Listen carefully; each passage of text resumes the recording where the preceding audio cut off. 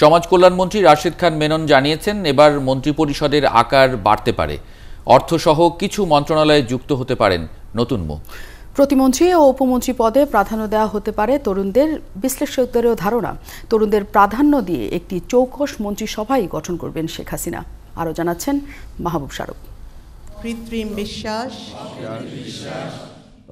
শেষ হলো শপথের আনুষ্ঠানিকতা। এবার আলোচনায় নতুন মন্ত্রিপরিষদ। কারা থাকছেন মন্ত্রিপরিষদে, নতুন যুক্ত হচ্ছেন কারা, কারাই বা বাদ পড়ছেন, সেটাই এখন আলোচনায়। সংসদীয় সরকার ব্যবস্থায় মন্ত্রিপরিষদ গঠনের সিদ্ধান্ত একান্তই সংসদীয় দলের প্রধান তথা প্রধানমন্ত্রীর। রাশেদ খান মেনন জানালেন, শনিবার বা রোববার হতে পারে নতুন সরকারের শপথ।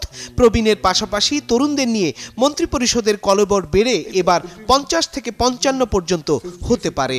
আমাদের এই প্রধানমন্ত্রী বৈশিষ্ট্য যদি হোমওয়ার্ক করে রাখেন, সব কাকে তিনি মন্ত্রী দেবেন, কাকে তিনি মন্ত্রী বাদ দেবেন।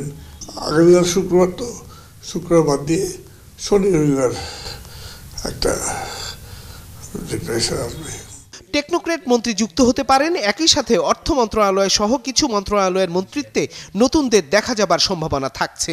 মুস্তফা কামাল মানে প্ল্যানিং মিনিস্টার, হি অ্যাসপায়ার্স টু বি ফিনান্স মিনিস্টার, কিন্তু বোধহয় সাধারণভাবে এখানে বাইরের কাউকে দিয়ে আসা হবে।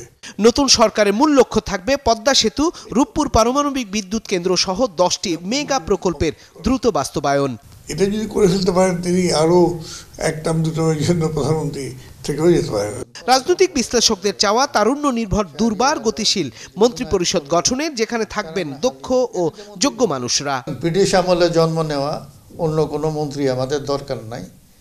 আমরা চাই ডাইনামিক একটা মন্ত্রিসভা, যারা কাজ করবেন, বাগাড়ম্বর করবেন না। এবং রবীন্দ্রনাথের কথার সাথে মিলিয়ে আমি বলতে চাই, ওই যে প্রবীণ, ওই যে পরম পাকা, চক্ষুকর্ণ দুইটি ডানায় ঢাকা, ঝিমায় যেন চিত্রপটে আঁকা, অন্ধকারে বন্ধ করা খাঁচায়। এই ধরনের মন্ত্রী আমাদের দরকার নাই। দুর্নীতির বিরুদ্ধে লড়াই, অর্থনৈতিক সমতায় জনগণকে স্বস্তি দেওয়ার চ্যালেঞ্জে নতুন সরকারকে জয়ী হতে হবে বলে মনে করেন দুজনেই। মাহবুব শারুক, ৭১, ঢাকা।